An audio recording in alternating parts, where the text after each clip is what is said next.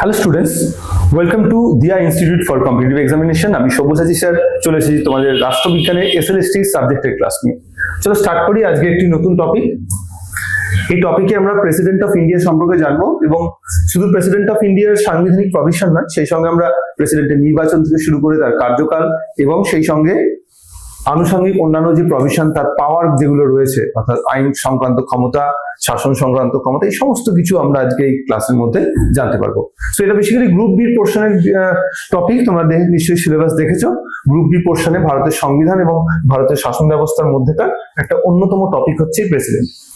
এই প্রেসিডেন্ট সম্পর্কে যদি আমরা খুব ভালো করে লক্ষ্য করি তাহলে দেখবো প্রেসিডেন্টের যে প্রভিশন সেটা কিন্তু ইউনিয়ন এক্সিকিউটিভ থেকে বিলং করে। আমরা জানি পার্ট 5 এর মধ্যে চ্যাপ্টার 1 থেকে চ্যাপ্টার 5 পর্যন্ত দেওয়া আছে। তো পার্ট 5 এর এই পুরো পোর্শনটার মধ্যে আমাদের ইউনিয়ন এক্সিকিউটিভের যে বিষয় সেটা আছে চ্যাপ্টার 1 এর মধ্যে।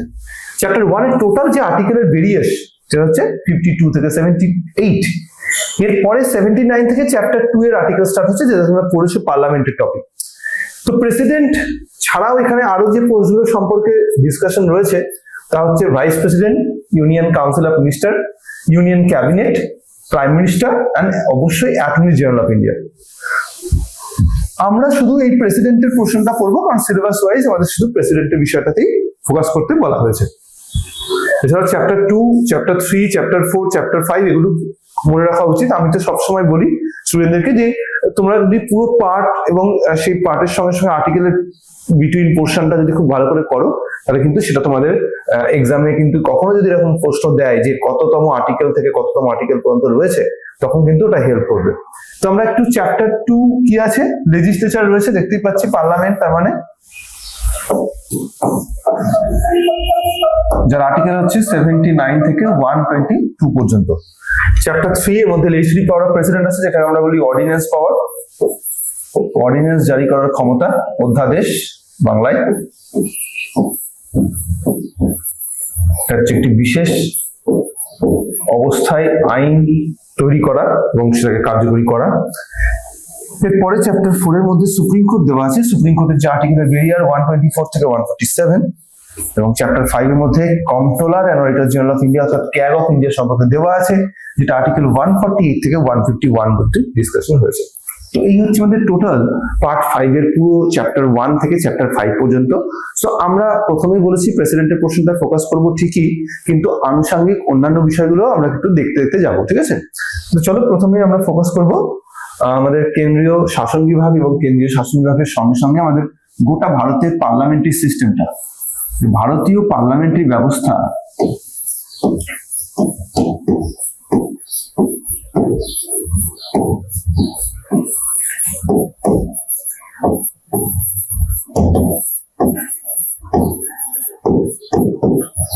সেখানে আমরা দেখতে পাচ্ছি যে কেন্দ্রীয় সরকার, রাজ্য সরকার এবং স্থানীয় সরকার, অর্থাৎ তিনটি ডিফারেন্ট স্তরের মধ্যে তিনটি ডিফারেন্ট সরকার থাকে।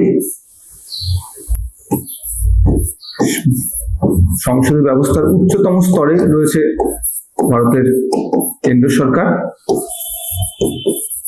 মধ্য স্তরে রয়েছে ভারতের রাজ্য সরকারগুলো। এই রাজ্য সরকার কিন্তু সবসময় যে স্টেটে আছে তা নয়, রাজ্য সরকার যেমন 28টি রাজ্যে আছে ঠিক তেমনই 8টি কেন্দ্রশাসিত অঞ্চলেও রয়েছে। টোটাল এভাবে আমাদের 8টি কেন্দ্রশাসিত অঞ্চলের মধ্যে 3টিতে আছে। তাহলে আমাদের স্টেট, রাজ্য সরকার, স্টেটের রয়েছে 28টি স্টেটে আছে, 28টি রাজ্যে আছে। আর কোথায় আছে? 8টা কেন্দ্রশাসিত অঞ্চলের মধ্যে সেখানে 3টি ইউটিতে এখানেও কিন্তু রাজ্য সরকার রয়েছে। তো এইভাবে আমাদের রাজ্য সরকারের সংখ্যা আমরা কিন্তু ফাইন্ড আউট করবো কত? 31। 31টি, ভারতবর্ষে 31টি রাজ্য সরকার রয়েছে।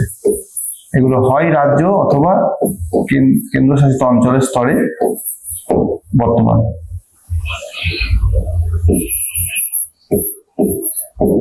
বা কেন্দ্রশাসিত অঞ্চলের স্তরে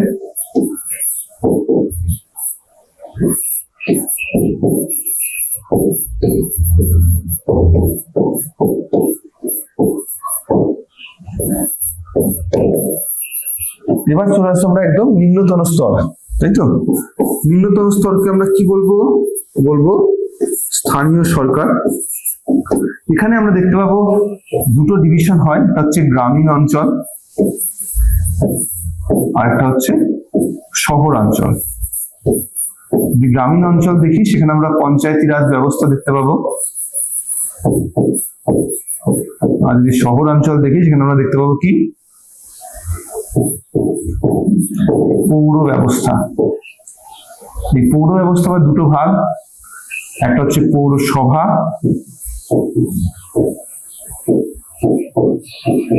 অন্য ডিভিশনটা হচ্ছে পৌর নিগম। বড় শহর হলে সেখানে আমরা জানি নিগম বা কর্পোরেশন থাকে। এইভাবে কিন্তু আমাদের ডিভিশন করা আছে কেন্দ্র সরকার, রাজ্য সরকার এবং স্থানীয় স্তরের পোর্শনটাতে। আশা করছি সবটা ভালো করে বুঝতে পারলে। তাহলে এই স্ট্রাকচারের মধ্যে আমরা ভারতবর্ষের প্রশাসনিক প্রধান, সাংবিধানিক প্রধান সব কাকে বলি? রাষ্ট্রপতিকে ইন্ডিকেট করি। তাহলে রাষ্ট্রপতির ভূমিকা কোথায়? আমাদের ভারতবর্ষের যে কেন্দ্রীয় সরকার রয়েছে বা কেন্দ্রীয় প্রশাসনিক ক্ষেত্র রয়েছে, সেই প্রশাসনিক ক্ষেত্রে আমরা দেখতে পাবো যে সেখানে কিন্তু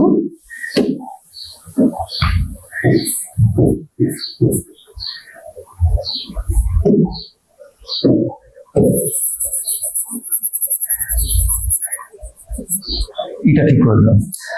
তো সেই প্রশাসনিক ক্ষেত্রে আমরা দেখতে পাবো যে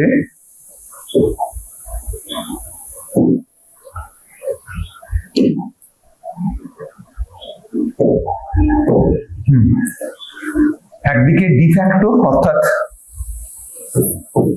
প্রকৃত প্রশাসনিক ক্ষেত্র রয়েছে, প্রকৃত ক্ষমতার অধিকারী যারা,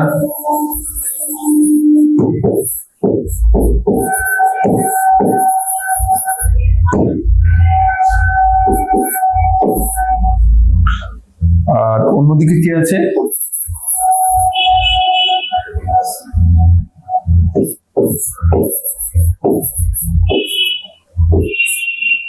আর অন্যদিকে দেখবো আমরা নাম সর্বস্ব বা শাসনতান্ত্রিক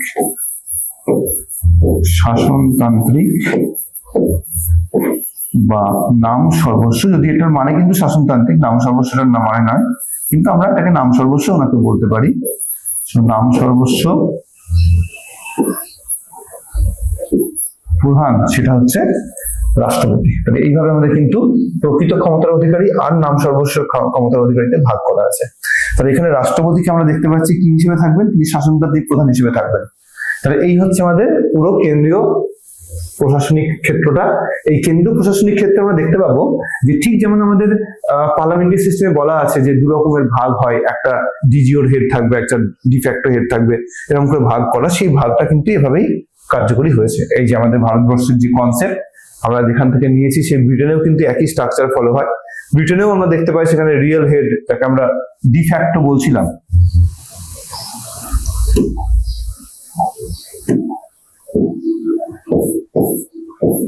সেই ডিফ্যাক্টো হেড সেটা হচ্ছে সেখানেও পিএম ইন্ডিয়ার মতো। আর ডিজিওর এর ক্ষেত্রে সেখানে অবশ্য অন্য পদাধিকারী রয়েছেন। কে রয়েছেন?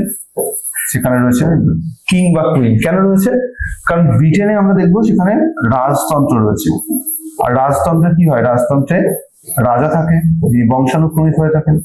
কিন্তু ভারতবর্ষে কি আছে? প্রজাতন্ত্র রয়েছে। তাই ভারতবর্ষের রাষ্ট্রপ্রধান জনগণের দ্বারা নির্বাচিত হয়, কোনো বংশানুক্রমিক রাষ্ট্রপ্রধান নয়। তো এইভাবে কিন্তু আমাদের ভারতবর্ষের পুরো স্ট্রাকচারটাকে সাজানো আছে। তাহলে এখানে আমরা রাষ্ট্রপতির ভূমিকাটাই দেখবো। তাহলে এখান থেকে একটা কোশ্চেন দেয়, সিম্পলি কোশ্চেনটা আমি বলছি। কোশ্চেনটা বলে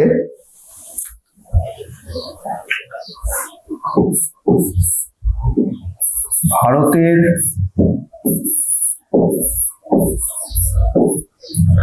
রাষ্ট্রপতি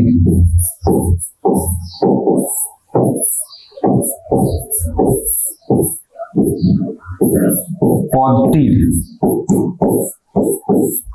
ধারণা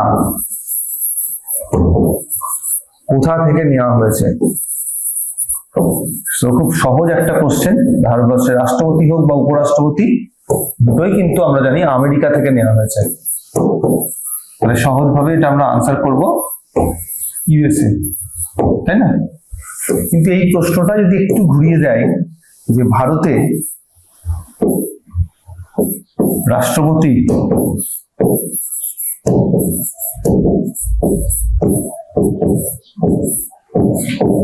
ভারতের রাষ্ট্রপতির নাম সর্বস্ব ভূমিকার ধারণা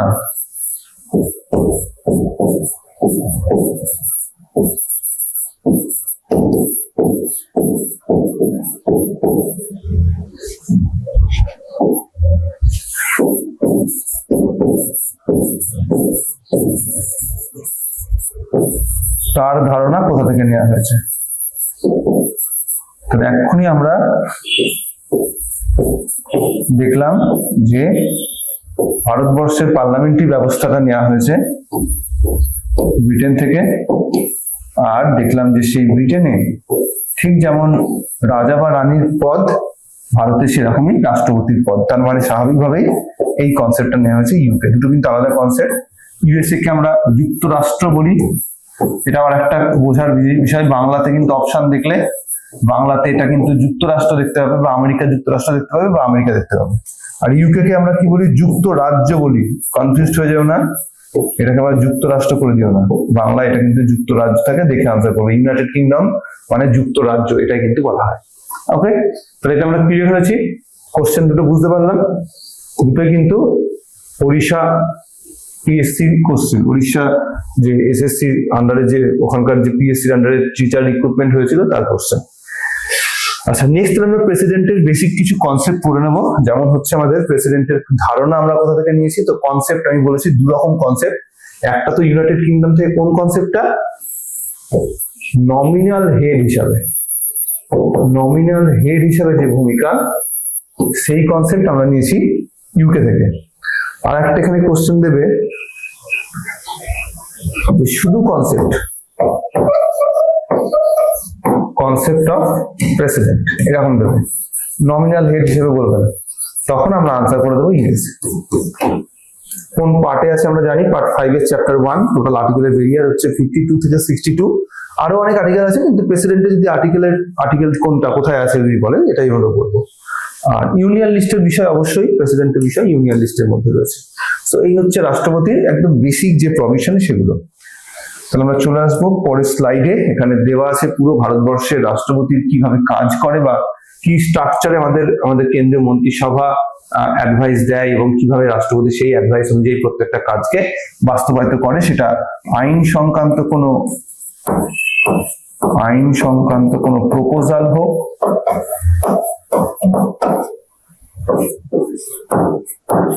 প্রপোজাল মানে প্রস্তাব, অথবা সেটা শাসন সংক্রান্ত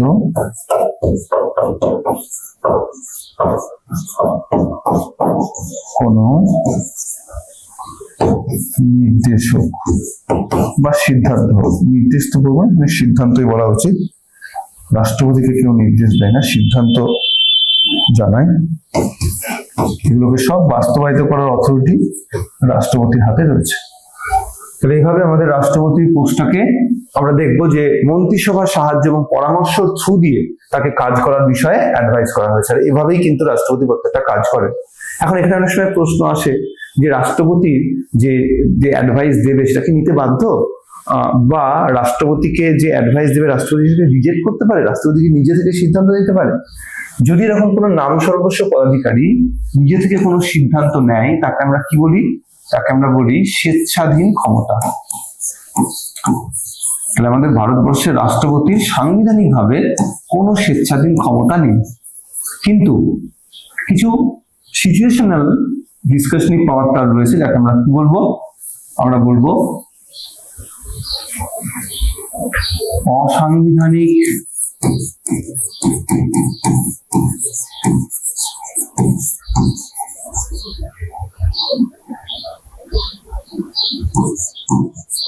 পারিপার্শ্বিকতার উপর বেস করে,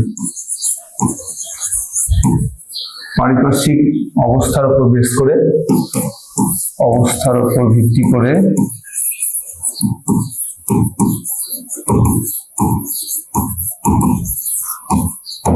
তিনি স্বেচ্ছাধীন ক্ষমতা ভোগ করতে পারেন। ঠিক আছে, তাহলে এগুলো তো তোমরা পড়েছো, মন্ত্রিসভা কিভাবে অ্যাডভাইস করে, 3 রকমের মন্ত্রী থাকে, সেই মন্ত্রীরা সবাই মিলে সিদ্ধান্ত নেয়, নেওয়ার পরে সেই সিদ্ধান্ত প্রধানমন্ত্রীর থ্রু দিয়ে রাষ্ট্রপতির কাছে গিয়ে পৌঁছয়।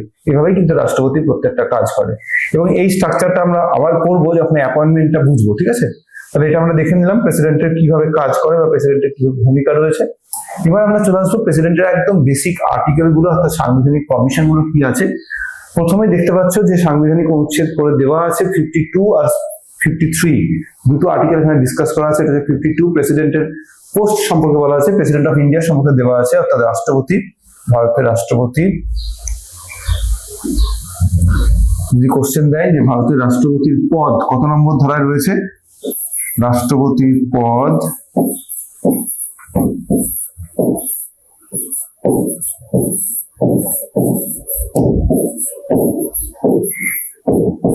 রয়েছে আর্টিকেল 52-তে। ওকে, আর 52 পরে 53 আর্টিকেল কি বলছে, রাষ্ট্রপতি হচ্ছেন executive power of the union, অর্থাৎ কেন্দ্রীয় নির্বাহী ক্ষমতা রাষ্ট্রপতির হাতে থাকে। যাবতীয় যে নির্বাহী ক্ষমতা রয়েছে বা শাসন বিভাগীয় ক্ষমতা, executive power of the union has been vested to the president. রাষ্ট্রপতির হাত দিয়ে যাবতীয় প্রশাসনিক কাজগুলো কার্যকরী হবে। এই হচ্ছে আমাদের 52 আর 53 নম্বর ধারা। এখানে 53 নম্বর ধারার এই থ্রু দিয়ে কিন্তু রাষ্ট্রপতি আমাদের দেশে যুদ্ধ ঘোষণা করা, শান্তি স্থাপন করা, এগুলো করতে পারে। বা আমাদের জানি যা Indian navy, Indian army, Indian navy, Indian army and Indian air force, এই তিনটে যে হেড তাদেরকে অ্যাপয়েন্ট করা, chiefs of defence staff CDS, তাকে অ্যাপয়েন্ট করা, এই সব কিন্তু রাষ্ট্রপতি করে থাকেন এই আর্টিকেলের দৌলতে। ওকে, তাহলে আমরা দেখে নিলাম রাষ্ট্রপতির দুটো গুরুত্বপূর্ণ ধারা। এবার আমরা চলে আসবো পরের আর্টিকেলে, যেখানে রাষ্ট্রপতির নির্বাচন সম্পর্কে দেওয়া আছে। এটার আর্টিকেল হচ্ছে 54। ওকে, প্রেসিডেন্টের নির্বাচনের আর্টিকেল হচ্ছে 54। আর যদি বলে যে নির্বাচনের পদ্ধতি কোথায় দেওয়া আছে, ওকে, নির্বাচন পদ্ধতিটা কোথায় দেওয়া আছে, তাহলে সেই নির্বাচন পদ্ধতি মানে এটা হচ্ছে আর্টিকেল 55। দুটো গুরুত্বপূর্ণ আর্টিকেল, 55 হচ্ছে নির্বাচন পদ্ধতি আর 54 হচ্ছে কে নির্বাচন করবে। তাহলে প্রথমেই বলে রাখি, এখানে কিন্তু একটা ইলেকটোরাল কলেজ তৈরি করা হয়, তাকে নির্বাচন করার জন্য একটা সংস্থা তৈরি করা হয়। নির্বাচন করার সংস্থাতে কে থাকে, এমপিস এন্ড এমএলএস। কিরকম এমপি এমএলএ, যারা ইলেক্টেড, তাহলে only elected MLA and elected MPs. কারা ইলেক্টেড এমপি, লোকসভার মেম্বার প্লাস রাজ্যসভার ইলেক্টেড মেম্বার। আর কারা এমএলএ, এসএলএ, রাজ্যের যে বিধানসভা তাকে আমরা বলি স্টেট লেজিসলেটিভ অ্যাসেম্বলি, সেই এসএলএ যারা মেম্বার তাদেরকে বলা হয় মেম্বার অফ লেজিসলেটিভ অ্যাসেম্বলি। তাহলে লোকসভা রাজ্যসভার মেম্বাররা হচ্ছে এমপিস আর বিধানসভার মেম্বাররা হচ্ছেন এমএলএস। এরা হচ্ছে সবাই এই ইলেকটোরাল কলেজের সদস্য। তাহলে আরেকটা হাউস আমাদের ভারতবর্ষে থাকছে, সেটা হচ্ছে এসএলসি, স্টেট লেজিসলেটিভ কাউন্সিল। এটা কিন্তু কোনোভাবেই আমাদের রাষ্ট্রপতির নির্বাচনে অংশগ্রহণ করে না। ওটা দিয়ে কোশ্চেন দেয় যে বলতো নিচের কোন কক্ষটি রাষ্ট্রপতির নির্বাচনে অংশগ্রহণ করে না, বা কোন কক্ষের সদস্যরা অংশগ্রহণ করে না। আর এখানে যারাই করবে সব কিন্তু ইলেক্টেড, কোন নমিনেটেড মেম্বার এখানে কিন্তু রাষ্ট্রপতির নির্বাচনে অংশগ্রহণ করে না। আর এই যে নির্বাচনটাকে পুরোটা কন্ডাক্ট করার যে অথরিটি, সেটা কার হাতে দেওয়া হয়েছে, ইলেকশন কমিশন অফ ইন্ডিয়া, ভারতবর্ষের নির্বাচন কমিশন, সেই কিন্তু রাষ্ট্রপতির নির্বাচন পরিচালনা করতে পারে। ওকে, চলো চলে আসি পরের প্রশ্নে।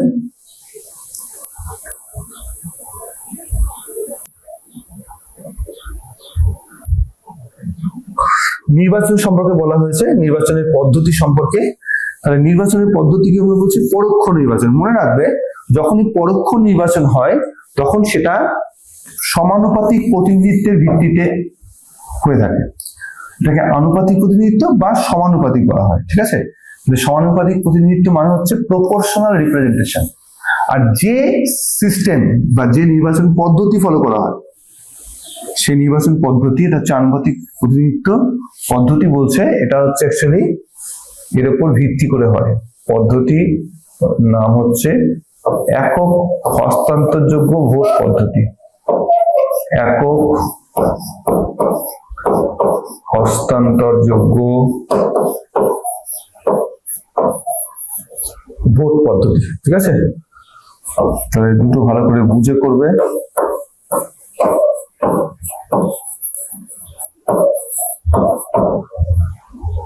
পরোক্ষ নির্বাচন হবে, সমানুপাতিক প্রতিনিধিত্বের ভিত্তিতে হবে এবং একক হস্তান্তরযোগ্য ভোট পদ্ধতি ফলো হবে।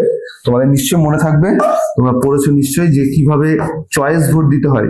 3 জন বা 4 জন যদি ভোটে দাঁড়ায়, প্রত্যেকের পাশে চয়েস দেওয়া থাকে 1 2 3 4 এবং সেই চয়েস অনুযায়ী ভোট দেয়।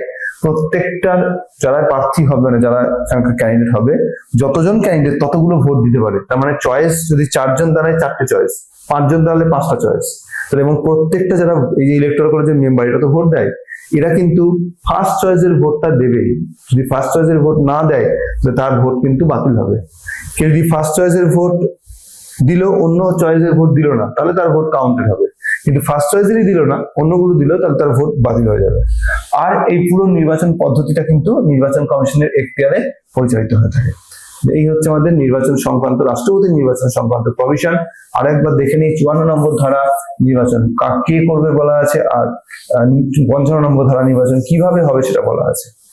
এখানে আরেকটা জিনিস বলে রাখি, সেটা হচ্ছে আর্টিকেল 71-এ আমরা পরে পাবো, যেখানে বলা হয়েছে রাষ্ট্রপতি এবং উপরাষ্ট্রপতির নির্বাচন নিয়ে কোন রকম যদি ডিসপিউট তৈরি হয়, সেই ডিসপিউট, নির্বাচন সংক্রান্ত ডিসপিউট, নির্বাচন সংক্রান্ত জটিলতা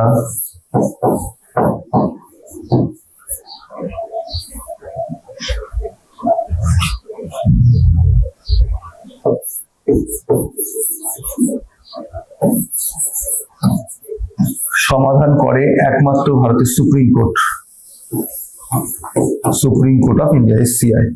এটা যে কোশ্চেনটা, যে কত নম্বর ধারায় রাষ্ট্রপতি, প্রেসিডেন্ট এবং ভাইস প্রেসিডেন্টের নির্বাচন নিয়ে কোনো ডিসপিউট হলে তার সেটেলমেন্ট করতে পারে। আর একটা প্রশ্ন এখান থেকে দেয়, সেটা হচ্ছে যে এই ইন্টারভিউতে কোশ্চেন জিজ্ঞেস করে তোমাদের SST স্কুল সার্ভিসের বা মাদ্রাসা সার্ভিসের, সেটা হচ্ছে যে রাষ্ট্রপতি তো নির্বাচিত হলেন, তারপরে 1 মাস 2 মাস পরে তার নির্বাচনটা অবৈধ বলে ডিক্লেয়ার করলো সুপ্রিম কোর্ট, তাহলে তো তিনি আর পোস্টে থাকবেন না।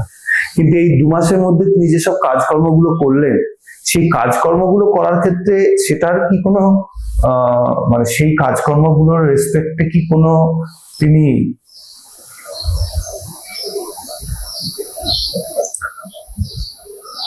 তাকে কোনোভাবে তার কাজগুলোকে কি অবৈধ ডিক্লেয়ার করা যায়? তার মানে তিনি যে কাজ করেছে, অর্থাৎ আইন সংক্রান্ত কাজ করেছে, শাসন সংক্রান্ত কাজ করেছে, সেই সব কাজগুলো, বিলে সাইন করেছে, ফরেন এগ্রিমেন্ট হয়েছে তাতে সাইন করেছে, যুদ্ধ ঘোষণা করেছে, এই সব কাজগুলো যেগুলো তিনি করলেন, সেগুলো কি অবৈধ হবে নাকি সেগুলো বৈধ থাকবে? সো রাইট আনসারটা হবে হচ্ছে সেগুলো বৈধ থাকবে। কেন থাকবে? কারণ রাষ্ট্রপতি কোনো কাজটা কিন্তু নিজের ইচ্ছে করেন। আমরা একটু আগে দেখেছি ভারতবর্ষের রাষ্ট্রপতি যে কাজগুলো করে মন্ত্রিসভার অ্যাডভাইসের ভিত্তিতে করে, তাহলে সেখানে রাষ্ট্রপতি কিন্তু প্রত্যেকটা কাজ যেহেতু মন্ত্রিসভার অ্যাডভাইসে করে, নিজের থেকে করছে না, তাই এখানে কিন্তু স্মুথলি রাইট আনসারটা হচ্ছে তার কাজগুলো সব বৈধ থাকবে। নেক্সট চলে আসবে আমরা আরেকটি গুরুত্বপূর্ণ ধারা, এটা হচ্ছে আর্টিকেল 56। আমরা পরপর দেখবো আর্টিকেল 56 এ কি আছে। এর মধ্যে কার্যকাল দেওয়া আছে, 5 বছরের কার্যকাল নিয়ে রাষ্ট্রপতি নির্বাচিত হন এবং পুনরায় তার পুনর্নির্বাচনের ব্যবস্থা রয়েছে আর্টিকেল 57-এ। ভারতবর্ষের রাষ্ট্রপতি পুনর্নির্বাচিত হতে পারেন।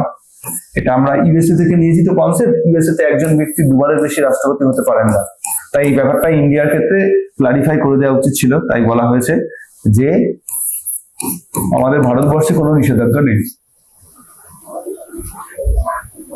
একজন ব্যক্তি যতবার খুশি ততবার তিনি রাষ্ট্রপতি হিসেবে পুনর্নির্বাচিত হতে পারবেন। তবে রেওয়াজ তৈরি হয়ে গেছে ভারতবর্ষে, একজন ব্যক্তি 2বারের বেশি রাষ্ট্রপতি নির্বাচনে দাঁড়ান না। ঠিক আছে, তো এটা রেওয়াজ, কোনো সাংবিধানিক কোনো রেস্ট্রিকশন নেই। নেক্সট চলে আসবে আমরা অপসারণ। যদি মাঝখানে আরেকটা একটি গুরুত্বপূর্ণ আর্টিকেল রয়েছে, এটা একটু ইন্ডিকেট করে দিই।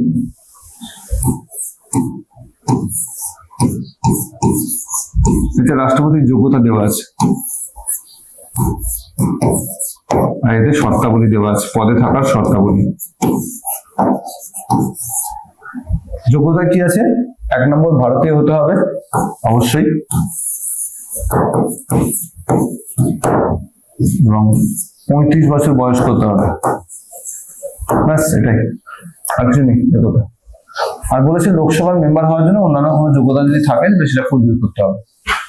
তো এটা হচ্ছে আর একটা। আর শর্তাবলীর ক্ষেত্রে কি শর্তে তিনি তার পোস্টে থাকবেন? নাম্বার 1,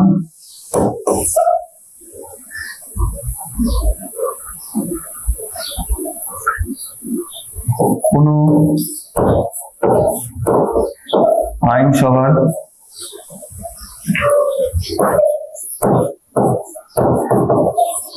সদস্য হবেন না,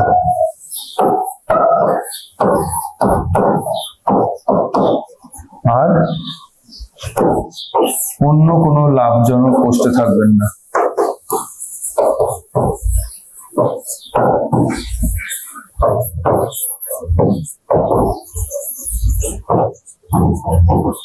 ওকে, আশা করছি ক্লিয়ার, দুটোই বুঝতে পারলে। তাহলে এইভাবে আমাদের আর্টিকেল 59 পর্যন্ত বলা আছে, 58 আর 59। নেক্সট হচ্ছে আমাদের আর্টিকেল 60, এর মধ্যে ওথ দেওয়া আছে। আর্টিকেল 60-তে শপথ গ্রহণের বিষয় দেওয়া আছে, খুব গুরুত্বপূর্ণ এটাও। শপথ গ্রহণের ক্ষেত্রে কিন্তু চিফ জাস্টিস অফ ইন্ডিয়া শপথ করাবে, তিনি না থাকলে কে করাবে? সিনিয়র মোস্ট জাজ অফ দি সুপ্রিম কোর্ট। এভাবেই কিন্তু আমাদের সুপ্রিম কোর্টের ওথ নেওয়ার অথরিটি দেওয়া হয়েছে। আর তারপরে হচ্ছে আর্টিকেল 61-এ বিখ্যাত সেই ইমপিচমেন্টের প্রভিশন, যেটাকে আমরা অভিশংসন বা মহাবিচার বলে থাকি।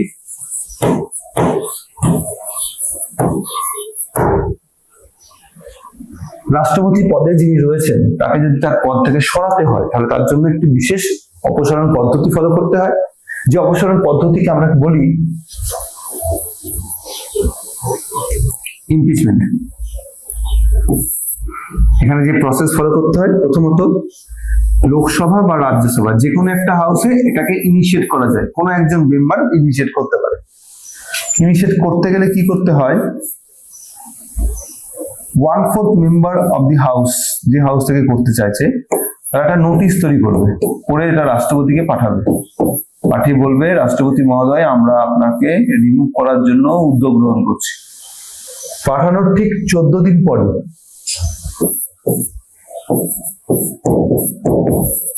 আফটার 14 days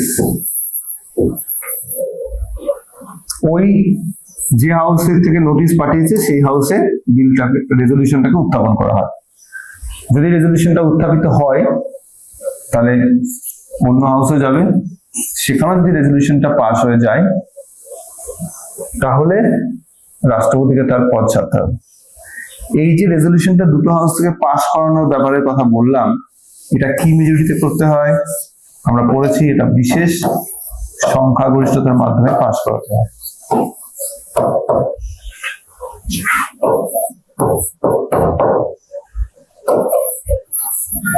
আর্টিকেল 61-এর যে সংখ্যাগরিষ্ঠতা সেটা কিন্তু অন্যরকম। কিরকম? সাধারণত আমরা স্পেশাল মেজরিটি বলতে বুঝি যে কোন একটি হাউসের অ্যাটলিস্ট 2/3 সাপোর্ট, এখানে কিন্তু তা না, হাউসের টোটাল স্ট্রেংথের 2/3।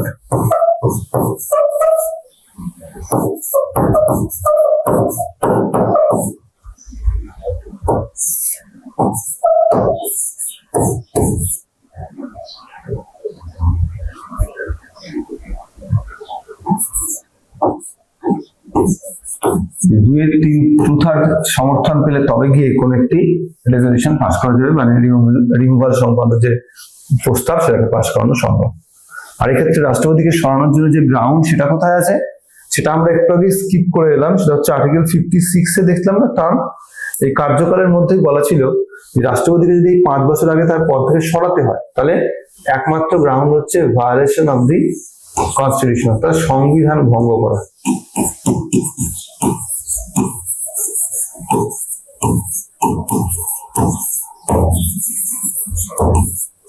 ওকে, চলো আমরা নেক্সট পয়েন্টে।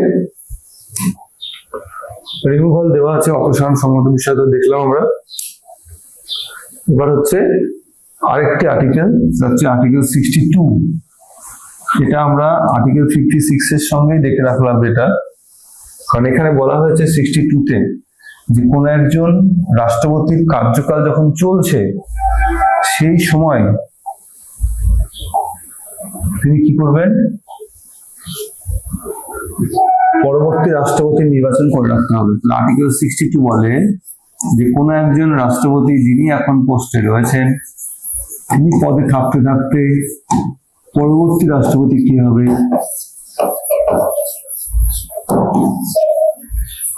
তার নির্বাচন করে ফেলতে হবে।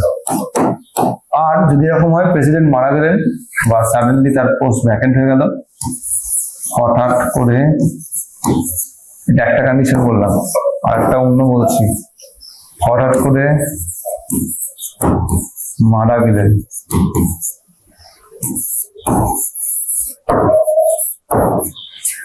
তাহলে সেক্ষেত্রে ভাইস প্রেসিডেন্টকে অ্যাক্টিং প্রেসিডেন্ট করা হবে। আর 6 মাস টাইম দেওয়া হবে। এই 6 মাসের মধ্যে যে কোনো একটা হাউসে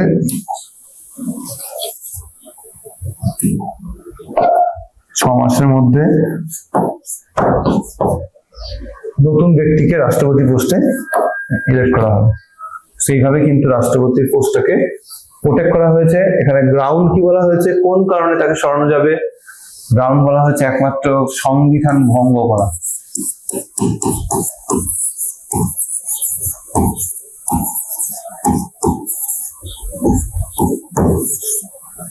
সংবিধান ভঙ্গ করলে, ওকে, একমাত্র গ্রাউন্ড,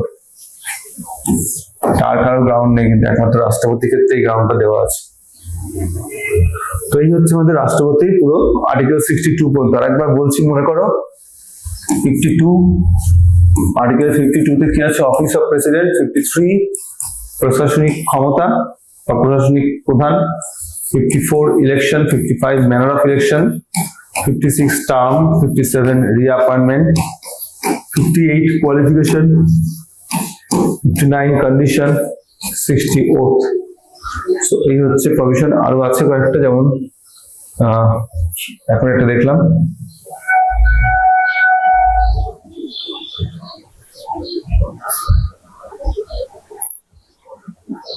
'71, 72, এরকম কয়েকটা আরো আর্টিকেল আছে যেগুলোর মধ্যে পাওয়ার দেওয়া আছে। ওকে, তো আশা করছি এটা বুঝতে পারলে। পরের টাইম আমরা যাই। এবার আমরা দেখবো প্রশাসনিক এবং অন্যান্য বিভিন্ন যে ক্ষমতা রাষ্ট্রপতি রয়েছে সেইগুলো আমরা দেখবো ওয়ান বাই ওয়ান। প্রথমে এক্সিকিউটিভ পাওয়ারের উপর ফোকাস করবো, যেটাকে আমরা প্রশাসনিক ক্ষমতা বলি। অ্যাপয়েন্টমেন্ট অফ পিএম, গভর্নর্স, জাজেস, ইলেকশন কমিশনার, ক্যাগ সব হচ্ছে প্রেসিডেন্টের দ্বারা অ্যাপয়েন্টেড হয়। তাহলে অ্যাপয়েন্টমেন্ট অফ পিএম, এটা কোন আর্টিকেলে আছে? 75 ক্লজ 1।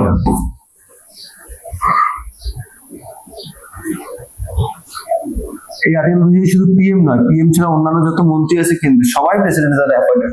ওকে, গভর্নর 155 নম্বর ধারা অনুযায়ী রাষ্ট্রপতির দ্বারা অ্যাপয়েন্টেড হয়। নেক্সট জাজেস।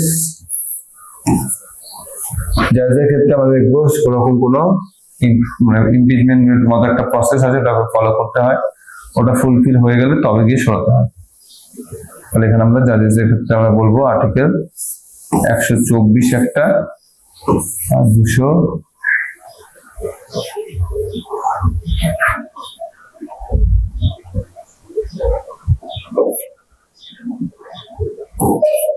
17, দুটো আর্টিকেলের মধ্যে রিমুভালের প্রসেস দেওয়া আছে। আর ইলেকশন কমিশন, এখানে 3 জন ইলেকশন কমিশনার থাকে, এদেরকেও অ্যাপয়েন্টমেন্ট করার অথরিটি হচ্ছেন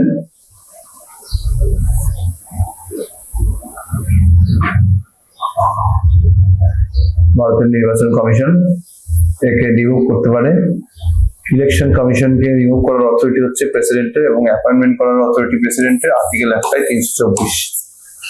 নেক্সট ক্যাগ অফ ইন্ডিয়া, ইনাকেও নিয়ন্ত্রণ করে প্রেসিডেন্ট ডিরেক্টলি। ক্যাগের পোস্টের আর্টিকেল হচ্ছে 148।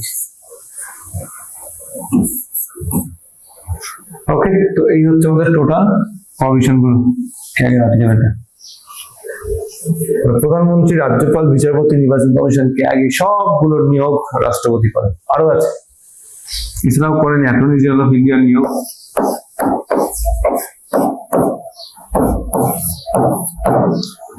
165 আছে, সরি 76 আছে।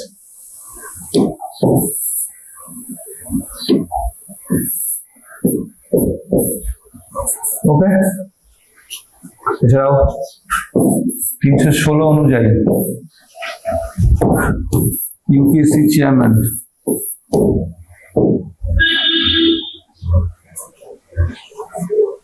ইউপিএসসি মেম্বার, এরা সবাই প্রেসিডেন্টের দ্বারা অ্যাপয়েন্টেড হয়। ঠিক আছে, আর্টিকেল হচ্ছে 316। তো এই হচ্ছে আমাদের প্রশাসনিক ক্ষমতার মেন বিষয়গুলো। আরো রয়েছে যেমন ভারতবর্ষ প্রশাসনিক ক্ষেত্রে যাবতীয় সিদ্ধান্ত তিনি গ্রহণ করেন এবং সেখানে অবশ্যই যে অ্যাডভাইস তাকে করা হয় সেটা তিনি নিতে বাধ্য কিনা যদি প্রশ্ন করে, যে প্রশাসনিক ক্ষেত্রে যা যা অ্যাডভাইস তাকে করবে তিনি তার নিতে বাধ্য। এবং এক্ষেত্রে আমরা দেখবো যে যে অ্যাডভাইস তাকে করা হচ্ছে সেই অ্যাডভাইস তিনি একবার ফেরত দিতে পারেন। তাহলে প্রথমত 44 অ্যামেন্ডমেন্ট অ্যাক্ট এটা রুল হয়েছে যে একবার রাষ্ট্রপতিকে কোনো অ্যাডভাইস করলে সেই অ্যাডভাইস নিতে তিনি বাধ্য, বড় যে তিনি একবার ফেরত দিতে পারেন, সেকেন্ড টাইম এলে তিনি এবার শুনতে অবশ্যই বাধ্য। ওকে, তো এই হচ্ছে আমাদের প্রশাসনিক ক্ষমতা। আর্টিকেল গুলো সবগুলো ইম্পর্টেন্ট, কিন্তু ভালো করে পড়ে নেবে। নেক্সট হচ্ছে লেজিসলেটিভ পাওয়ার, আইন সংক্রান্ত ক্ষমতা। অনেক কিছু আছে আইন সংক্রান্ত ক্ষমতা, তো তোমরাও একটু মনে করলেই বলতে পারবে। প্রথমত আইন সংক্রান্ত ক্ষমতা হচ্ছে আমাদের আইনসভার অবিচ্ছেদ্য অঙ্গ হচ্ছেন কে? প্রেসিডেন্ট। লোকসভা, রাজ্যসভা আর প্রেসিডেন্ট, এই তিনটিকে নিয়ে হচ্ছে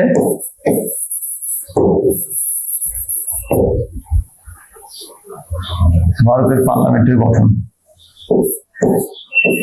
পার্লামেন্টের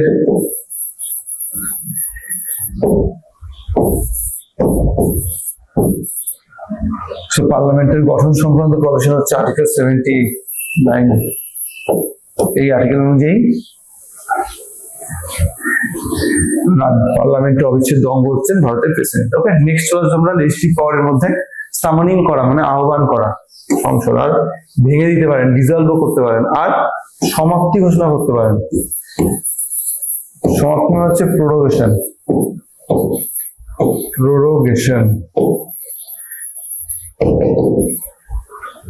প্রোরোগেশন মানে সমাপ্তি করা, এটাও করতে পারে, আবার সামানিং মানে আহ্বান করা, এটাও করতে পারে।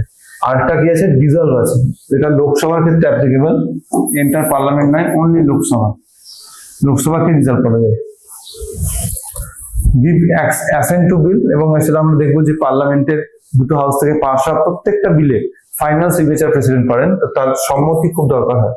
এই সম্মতি দেওয়ার যে আর্টিকেল, এটা 110-এ আছে। চলো নেক্সট, আমাদের বিল থেকে আইনে রূপান্তরিত হওয়ার যে জার্নি, সেটাকে আমরা একটুখানি রিকল করলে ব্যাপারটা বুঝতে পারবো। বিল প্রথমে তৈরি হলো, তারপরে সেটা পাঠানো হলো পার্লামেন্টারি কমিটিগুলোতে, কমিটিগুলো বিভিন্ন রেকমেন্ডেশন করলো, রেকমেন্ডেশন নিয়ে পুরোটাই বিলগুলোকে মডিফাই করা হলো, এবং আলটিমেটলি বিলটার উপর ফাইনাল সিগনেচার করলো প্রেসিডেন্ট। এইভাবেই বিল পাস হয়। বিলটাকে প্রথমে একটা হাউসে আনা হলো, পাস হলো, অন্য হাউসে গেল, পাস হলো, প্রেসিডেন্টের কাছে গেল, সাইন হলো, আর প্রেসিডেন্ট খুশি হয়ে গেল, তিনি সাইন করে এটাকে অ্যাক্টেড করে দিয়েছেন। এই হচ্ছে আমাদের journey from bill to act. তাহলে এখানেও প্রেসিডেন্টের ভূমিকা দেখতে পেলাম আমরা। এবার হচ্ছে 3 রকমের ভেটো পাওয়ার। এই সাসপেনশন আমাদের রাষ্ট্রপতিকে যে পাওয়ার দেওয়া হয়েছে ভেটো সংক্রান্ত, সেই ভেটো সংক্রান্ত পাওয়ারে আমরা 3 রকমের ভেটো পাই। প্রথমে মনে রাখো, ভেটো মানে হচ্ছে অসম্মত হওয়া কোনো বিষয়ে। তাহলে রাষ্ট্রপতি যদি পুরোপুরি অসম্মত হয়, পুরোপুরি রিজেক্ট করে দেয়, তাহলে আমরা ওটাকে বলবো অ্যাবসলিউট ভেটো। রাষ্ট্রপতি যদি একবার ফেরত দেয়, সেকেন্ড টাইম এলে তিনি সাইন করতে বাধ্য হন, তাহলে বলবো সাসপেনশন ভেটো। আর রাষ্ট্রপতি যদি কিছু না করে জাস্ট হোল্ড করে রেখে দেয়, কোনো অ্যাকশন নিচ্ছেই না, তাকে আমরা বলবো পকেট ভেটো। সো এই হচ্ছে আমাদের টোটাল 3 রকমের ভেটো। আর একটা ভেটো দিয়ে কোশ্চেন দেয়, মনে রাখবে এটা কিন্তু কোয়ালিফাইড ভেটো, এটা ইউএসএ রাষ্ট্রপতির জন্য অ্যাপ্লিকেবল, বা কোয়ালিফাইড ভেটো, এটা ইউএস এর জন্য অ্যাপ্লিকেবল। ওকে,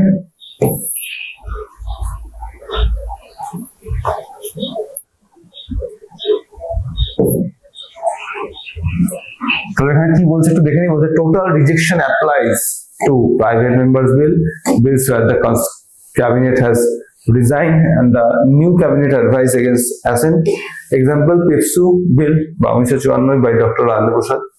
এদিকে সাসপেনশন ভেটো মানে হচ্ছে return the bill for the reconsideration of the house. আমাকে প্রত্যেকটা ক্ষেত্রে এটা দেখতে পাবো যে সাসপেনশন ভেটো মানে হচ্ছে সাসপেন্ড করে দেওয়া কোন একটি পার্টিকুলার সাইন করার ক্ষেত্রে পুরোপুরি সাসপেন্ড করে দেওয়া, এবং এক্ষেত্রে কি করা হয়, ওটাকে একবার ফেরত দিয়ে দেওয়া হয়, সেকেন্ড টাইম দিলে তিনি সাইন করতে পারতেন। আর পকেট ভেটো হচ্ছে ওটাকে হোল্ড করে রেখে দেবে যতদিন খুশি ততদিন, এটাকে আমরা বলবো পকেট ভেটো। তিন রকমের ভেটো আমরা দেখতে পাচ্ছি, সাসপেনশন ভেটো, পকেট ভেটো এবং অ্যাবসলিউট ভেটো। এর মধ্যে মনে রাখবে সাসপেনশন ভেটো স্বেচ্ছাধীন, পকেট ভেটো স্বেচ্ছাধীন। এই ভেটোটা পুরোটাই counter by state council of minister. চলে আসবো next, Constitution Amendment Bill and exempt from veto post to 24th Amendment Act। তা 24th Amendment Act একটা রুল হয়েছে যে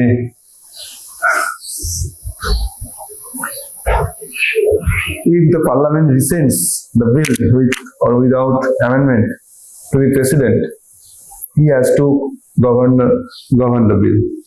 ঠিক আছে, তাহলে আমরা চলে আসবো এক্সিকিউটিভ পাওয়ারের মধ্যে। পরে হচ্ছে লেজিসলেটিভ পাওয়ার। লেজিসলেটিভ পাওয়ার দেখতে পাচ্ছ 123 নম্বর ধারা দেওয়া আছে, আরো বিভিন্ন প্রভিশন সম্পর্কে আমরা জানবো। প্রথমত 123 নম্বর ধারা অনুযায়ী যখন পার্লামেন্টের সেশনটা বন্ধ থাকে, কারণ পার্লামেন্টের সেশন তো সারা বছর হয় না, প্রথমে হলো হয়তো কিছুদিন, তারপরে গ্যাপ থাকলো, তারপর আবার সেশন বসলো, আবার গ্যাপ থাকলো, আবার বসলো, আবার গ্যাপ থাকলো, এইভাবে চলে। তো যখন এই গ্যাপ পিরিয়ড চলবে, সেশন যখন বন্ধ থাকবে, এই সময় প্রেসিডেন্টের হাতে অথরিটি আছে 123 অনুযায়ী তিনি একটি আইন তৈরি করে দিতে পারেন।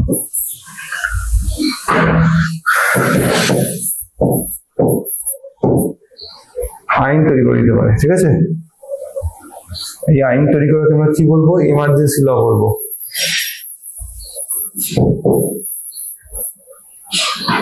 ওকে, এমার্জেন্সি ল আমরা এর আগে এমার্জেন্সি ল বলে উল্লেখ করবো, অর্থাৎ এটা হচ্ছে জরুরি ভিত্তিক আইন। জরুরি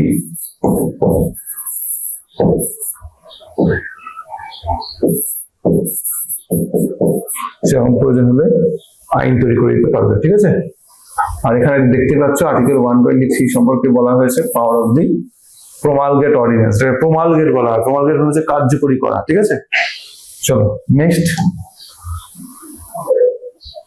তাহলে লেজিসলেটিভ পাওয়ারের মধ্যে আমরা একটা দেখলাম 123, আরো যেগুলো লেজিসলেটিভ পাওয়ার রয়েছে সেগুলো আমরা একটু দেখে নিই। অর্ডিন্যান্স পাওয়ার দেখলাম, তার আগে 111 নম্বর ধারা দেখেছি, তার আগে 79 দেখেছি, তারপরে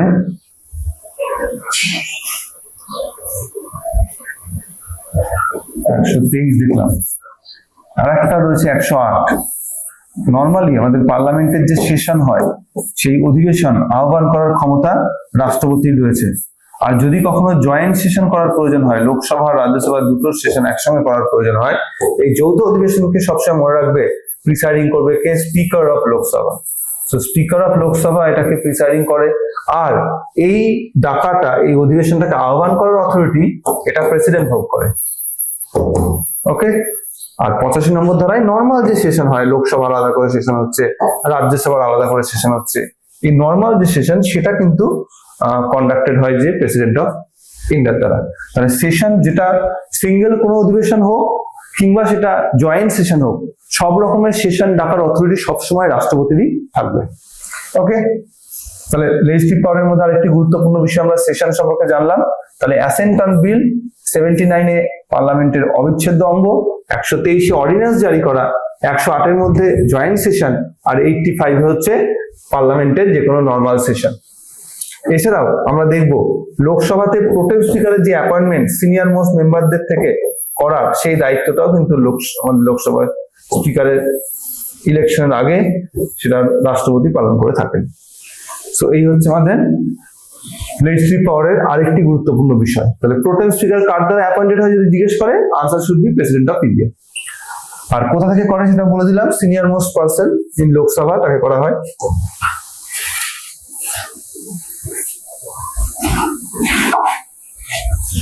নেক্সট হচ্ছে জুডিশিয়াল পাওয়ার। জুডিশিয়াল পাওয়ারের নির্দিষ্ট কোনো আর্টিকেল নেই, তবে একটি আর্টিকেল রয়েছে যার মধ্যে পার্ডন মানে ক্ষমা প্রদর্শন করার ক্ষমতা রয়েছে। এছাড়াও আমরা 124 নম্বর ধারায় সুপ্রিম কোর্টের জাজেসদের যে অ্যাপয়েন্টমেন্ট, বা 217 নম্বর ধারায় হাইকোর্টের জাজেসদের যে অ্যাপয়েন্টমেন্ট করেন রাষ্ট্রপতি, সেগুলোকে কিন্তু আমরা জুডিশিয়াল পাওয়ার বলে উল্লেখ করতে পারি, সেগুলো কিন্তু আমরা জুডিশিয়াল পাওয়ার বলে উল্লেখ করবো। আর একটা গুরুত্বপূর্ণ পাওয়ার আছে, 143 এর মধ্যে অ্যাডভাইস করার, পরামর্শ দেওয়ার ক্ষমতা আছে। কাকে? সুপ্রিম কোর্টের কাছ থেকে সে পরামর্শ চাইতে পারে, সুপ্রিম কোর্টের থেকে অ্যাডভাইস চাইতে পারে। এটাকে আমরা advisory jurisdiction of supreme court বলবো, advisory jurisdiction of supreme court. এই পার্ডনিং পাওয়ারটা কি একটু দেখে নিই আমরা। পার্ডনিং পাওয়ার বলতে এমন ক্ষমতা বলছে যেটা কোনো বিচার হয়ে গেছে, শাস্তি দিয়ে দিয়েছে তাকে, তো সেই শাস্তি থেকে তাকে নিস্তার দেওয়া, এটা হচ্ছে পার্ডনিং পাওয়ার, ক্ষমা করে দেওয়া। এই ক্ষমা বিভিন্ন রকমের হয়ে থাকে। কোথাও দেখবো শাস্তিটাকে যা নেচার ছিল সেই নেচারটা চেঞ্জ করে দিচ্ছে, কোথাও শাস্তিটার কার্যকাল যা ছিল তার থেকে কমে দিচ্ছে সময়কাল, আবার কোথাও আমরা দেখবো যে ডেথ সেন্টেন্সের মতো বিষয়কে রদ করে দিচ্ছে, পুরোপুরি বাতিল করে দিচ্ছে। তো এগুলো সবই কিন্তু রাষ্ট্রপতির হাতে রয়েছে 72 নম্বর ধারায়। মনে রাখবে যে রাষ্ট্রপতির এই বিচার সংক্রান্ত ক্ষমতা, যা কিনা বলা হচ্ছে যে পার্ডনিং পাওয়ার, তা কিন্তু কোর্টের রিভিউ এর আন্ডারে পড়বে। আদালত চাইলে ওটাকে রিভিউ করতে পারবে।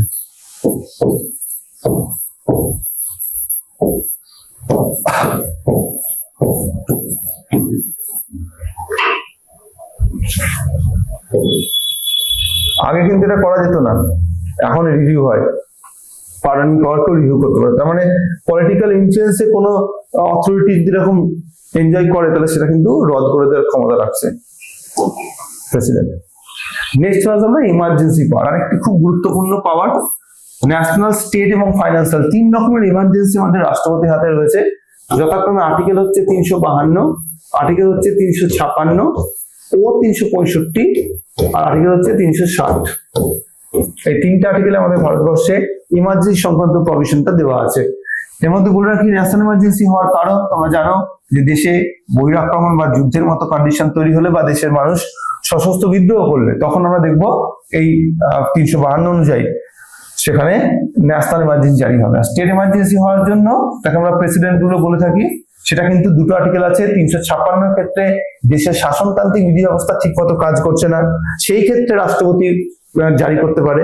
আর 365 ক্ষেত্রে আমরা দেখবো সেখানে কেন্দ্রের কথা কোনো রাজ্য শুনছে না, সেই কারণে এমার্জেন্সি ডিক্লেয়ার করা হয়। তাহলে এই হচ্ছে দুটো। আর 360 হচ্ছে দেশের ফাইন্যান্সিয়াল কন্ডিশন খারাপ, তাই জন্য রাষ্ট্রপতি সেখানে ইমার্জেন্সি ডিক্লেয়ার করতে পারে, যাকে আমরা ফাইন্যান্সিয়াল ইমার্জেন্সি বলছি। এছাড়া ইমার্জেন্সির সময় আরো পাওয়ার আছে। 354 নম্বর ধারায় ইমার্জেন্সির সময় কেন্দ্র আর রাজ্যের মধ্যে টাকা দেওয়ার যে বন্টন ব্যবস্থা, সেই বন্টন ব্যবস্থা বিষয়ে সিদ্ধান্ত নিতে পারে ভারতের রাষ্ট্রপতি। আর কি? এছাড়া আমরা দেখব যে 359 নম্বর ধারায় বলা হয়েছে রাষ্ট্রপতি ইমার্জেন্সির সময় যত ফান্ডামেন্টাল রাইট রয়েছে, এই ফান্ডামেন্টাল রাইট গুলোকে রদ করতে পারে। এই ফান্ডামেন্টাল রাইট গুলো কত রকমের রয়েছে? 6 রকমের রয়েছে। 6 রকমেরই তিনি রদ করে দিতে পারেন, বা সেখানে বলা হয়েছে ফান্ডামেন্টাল রাইটকে সাসপেন্ড করে দেবেন তিনি। আমরা বলি সাসপেনশন অফ ফান্ডামেন্টাল রাইটস।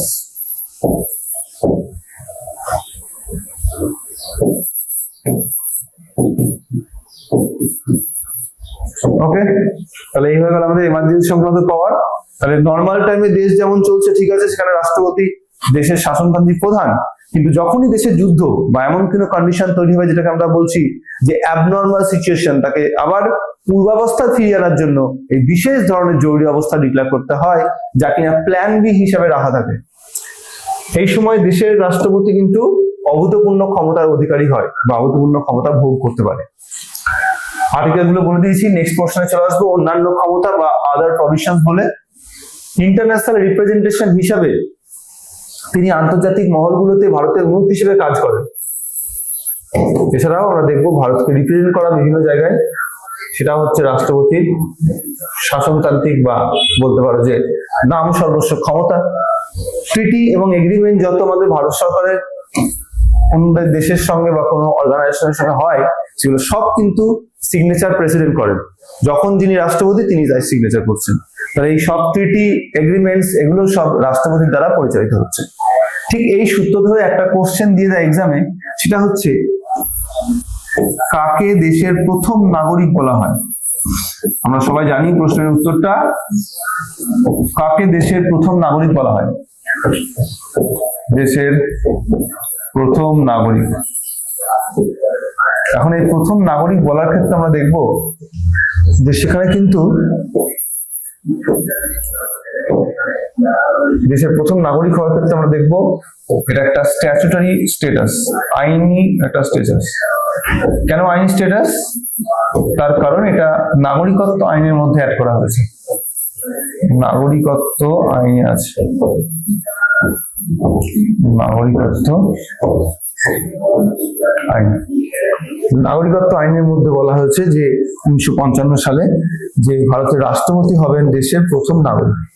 সেই জন্য যদি প্রশ্ন দেয় যে কাকে দেশের প্রথম নাগরিক বলা হয়, অবশ্যই রাষ্ট্রপতি হবে। আর রাষ্ট্রপতির এই নাগরিক, প্রথম নাগরিকের যে স্ট্যাটাস, এটা কোন দেশ থেকে নেওয়া হয়েছে? আনসার হবে ভারতের। এটা হচ্ছে স্ট্যাচুটারি স্ট্যাটাস, এটা কোনো দেশ, এটা আমাদের নিজস্ব কনসেপ্ট।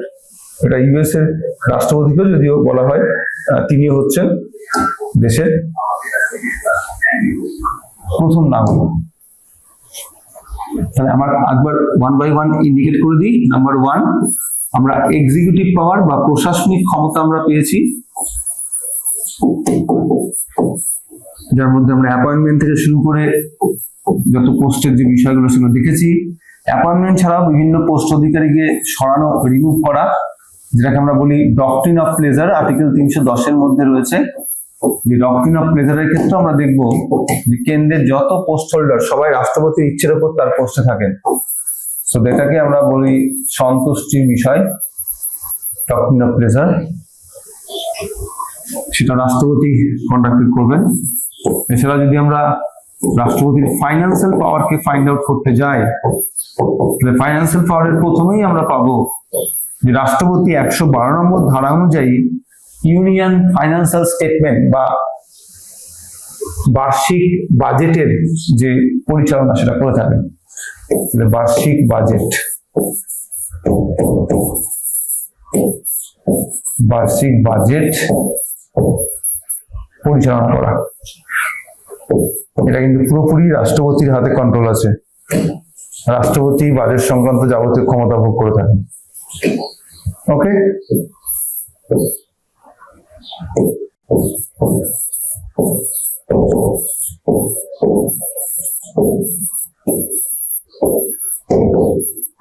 নেক্সট ক্লাস আমরা আরেকটি গুরুত্বপূর্ণ আর্টিকেল 280। প্রতি 5 বছর অন্তর রাষ্ট্রপতি কি করেন? 5 ইয়ার্স অন্তর রাষ্ট্রপতি ফাইন্যান্স কমিশনকে অ্যাপয়েন্ট করেন। রাষ্ট্রপতি অর্থ কমিশন নিযুক্ত করেন। অর্থ কমিশনে একজন চেয়ারম্যান আর 4 জন আদার মেম্বার থাকবেন। সো এই হচ্ছে আমাদের ফাইন্যান্সিয়াল পাওয়ার, গুরুত্বপূর্ণ দুটো ফাইন্যান্সিয়াল পাওয়ার। এছাড়াও তোমরা জানো যে 110 নম্বর ধারা অনুযায়ী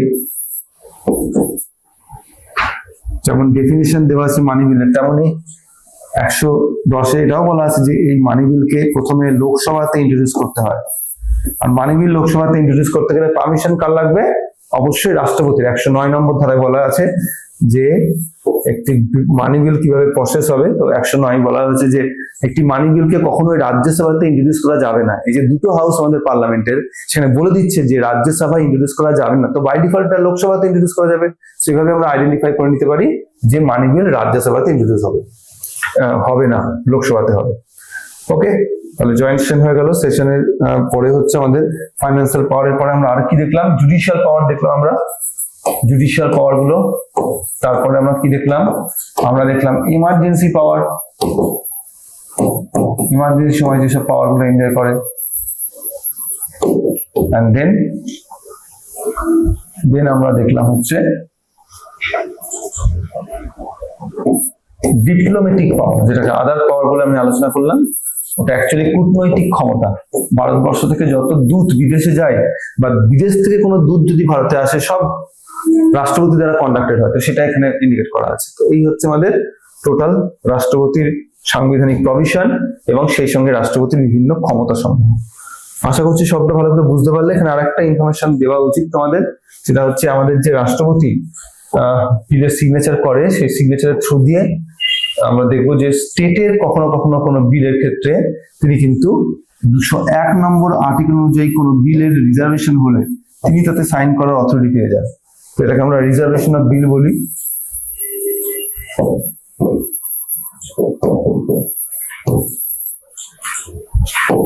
এটা রাষ্ট্রপতির জন্য গভর্নর রিজার্ভ করতে পারে। আর এই রিসেন্টলি সুপ্রিম কোর্ট তামিলনাড়ু গভর্নমেন্টের ক্ষেত্রে বলেছে যে কোনো একটি রাজ্যে থেকে পাস হওয়া বিল যখন প্রেসিডেন্টের কাছে যখন রিজার্ভ হবে, তখন সেই বিলে প্রেসিডেন্ট কিন্তু রিপিটেডলি রিজেকশন করবে না। তার যদি এটাকে সাইন করতে হয় করে দেবেন, না হলে সেটাকে রিজেক্ট করে দেবেন, কিন্তু এটাকে ঝুলিয়েও রাখবে না আর বারবার রিজেক্টও করবে না, সেটাও ক্লিয়ার করে দিয়েছে। শুধু বলেছে প্রথমবারে রিজেক্ট করে বলে দেবেন কোথায় কোথায় সমস্যা, ওটাকে চেঞ্জ করে দ্বিতীয়বার দিলে সাইন করবে। ওকে, সো এই হচ্ছে আমাদের টোটাল প্রেসিডেন্টের বিষয়পত্র। আচ্ছা, 143 নম্বর ধারাটা নিশ্চয়ই বলেছি যে কোনো বিষয়ে রাষ্ট্রপতির কাছ থেকে কোনো যদি অ্যাডভাইসের প্রয়োজন হয়, রাষ্ট্রপতি সেটা কিন্তু সুপ্রিম কোর্টের কাছ থেকে অ্যাডভাইস চাইতে পারে। এই অ্যাডভাইস চাওয়ার ক্ষেত্রে আমরা দেখবো যে অ্যাডভাইস দেবে সেই অ্যাডভাইস নিতে রাষ্ট্রপতি বাধ্য নয়। দু রকমের অ্যাডভাইস হয় এখানে। কিছু অ্যাডভাইস আছে যেগুলো হচ্ছে ডিরেক্টলি সেগুলো দেশের সংবিধান, দেশের শাসনতন্ত্রের সঙ্গে যুক্ত। কিছু আছে প্রি কনস্টিটিউশন ল, অর্থাৎ সংবিধান কার্যকরী হওয়ার আগে যে আইন কানুন ছিল তার সঙ্গে রিলেটেড কিছু প্রশ্ন। যদি সেরকম কোনো প্রশ্ন হয় সংবিধান সংক্রান্ত হয়, তাহলে সেটাই সুপ্রিম কোর্ট অ্যাডভাইস দিতে বাধ্য। কিন্তু যদি সেটা অন্য কোনো বিষয় সংক্রান্ত হয়, সেক্ষেত্রে সুপ্রিম কোর্ট কিন্তু অ্যাডভাইস দিতে বাধ্য নয়। তো এগুলো হচ্ছে জুডিশিয়াল পাওয়ারের বিষয়। ফাইন্যান্সিয়াল পাওয়ার এন্ড ইমার্জেন্সি পাওয়ারের পরে আমরা আদার পাওয়ার যেটা করলাম সেটা অ্যাকচুয়ালি ডিপ্লোম্যাটিক পাওয়ার। কূটনৈতিক ক্ষমতা। ঠিক আছে, তো আশা করছি তোমরা পুরোটা ভালো করে বুঝতে পারলে। তো এই পর্বে আমরা যেটা ডিসকাস করলাম, একবার পয়েন্ট গুলো দেখে নিই আমরা one by one. First of all আমরা দেখলাম রাষ্ট্রপতি ভারতের সংবিধানের 52 নম্বর ধারার মধ্যে ডিটেলসে দেওয়া আছে, তার পদ সম্পর্কে 52 নম্বর ধারায় দেওয়া আছে। দ্বিতীয় পয়েন্ট আমরা দেখেছি যে তিনি ভারতের সর্বোচ্চ সাংবিধানিক পদাধিকারী। তিনি যা সিদ্ধান্ত নেন সেই সিদ্ধান্তগুলো আসলে মন্ত্রিসভার নেওয়ার সিদ্ধান্ত, কারণ তিনি নাম সর্বস্ব ভাবে সেই পাওয়ারগুলো ভোগ করেন।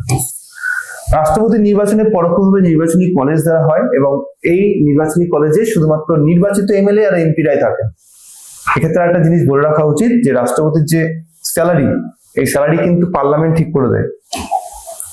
রাষ্ট্রপতির যে বেতন, সেই বেতন ঠিক করে দেওয়ার অথরিটি হচ্ছে ভারতের পার্লামেন্ট।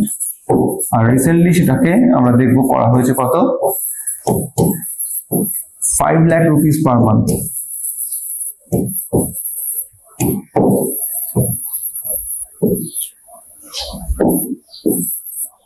ওকে, 5 লাখ রুপিস পার মান্থ, এটা হচ্ছে রাষ্ট্রপতির স্যালারি।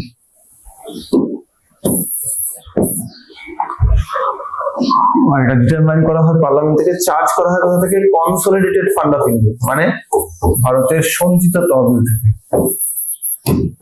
যেখান থেকে যাদের সব সুপ্রিম কোর্টের স্যালারি হয়। ওকে, তো এই হচ্ছে আমাদের রাষ্ট্রপতির পুরো বিষয়টা, রাষ্ট্রপতির স্যালারির বিষয়টা ডিসকাস করে দিলাম। নেক্সট আমরা ওয়ান লাইনার যে পয়েন্টগুলো দিয়ে মনে রাখবো, যে পয়েন্টগুলো খুব দরকার আমাদের পুরো রাষ্ট্রপতির বিষয়টাকে রিভিশন দেওয়ার ক্ষেত্রে। প্রথমত রাষ্ট্রপতির তো এগুলো বললাম, রাষ্ট্রপতির মেয়াদ, কার্যকালের মেয়াদ 5 বছর হয়ে থাকে। তিনি প্রধানমন্ত্রী, রাজ্যপাল এবং সুপ্রিম কোর্টের বিচারপতি নিয়োগ করে থাকেন বা এইসব পদাধিকারীকে নিয়োগ করে থাকেন। রাষ্ট্রপতি সংসদের অধিবেশন আহ্বান করেন এবং স্থগিত করতে পারেন। স্থগিত বলতে এখানে অ্যাকচুয়ালি এটাকে বলা হচ্ছে সমাপ্ত ঘোষণা করা, সমাপ্তি ঘোষণা করতে পারেন। ঠিক আছে, স্থগিত টার্মটাকে আমরা ইউজ করবো হচ্ছে অ্যাডজয়েন্টমেন্টের ক্ষেত্রে। 72 নম্বর ধারায় তিনি কোন দণ্ড মাফ করতে পারেন জুডিশিয়াল থেকে দেওয়া কোন ব্যক্তিকে, এবং রাষ্ট্রপতি 3 ধরনের ভেটো পাওয়ার জরুরি ব্যবস্থা ঘোষণা করতে পারে, হচ্ছে ন্যাশনাল, স্টেট এবং ফাইন্যান্সিয়াল। এছাড়াও কোনো বিল আইনে পরিণত করতে হলে রাষ্ট্রপতির অনুমোদন লাগে, তিনি সাইন না করলে কিন্তু আইনে রূপান্তরিত হবে না, 111তে সেটা বলা আছে। আর তিনি দেশের সেনাবাহিনীর সর্বাধিনায়ক, এটাও বলা আছে। আমাদের দেশের যুদ্ধ হোক বা শান্তি স্থাপন, সব কিন্তু রাষ্ট্রপতি দ্বারা কন্ডাক্টেড হবে। সো আশা করছি তোমরা পুরো রাষ্ট্রপতির বিষয়টা ভালো করে বুঝতে পারলে। আজকের এই গ্রুপ বি এর এই রাষ্ট্রপতির পোর্শনটা এখানে কমপ্লিট করছি। নেক্সট ক্লাসে নেক্সট টপিক নিয়ে চলে আসছি। তোমরা ভালো থেকো, সঙ্গে থেকো। চলো।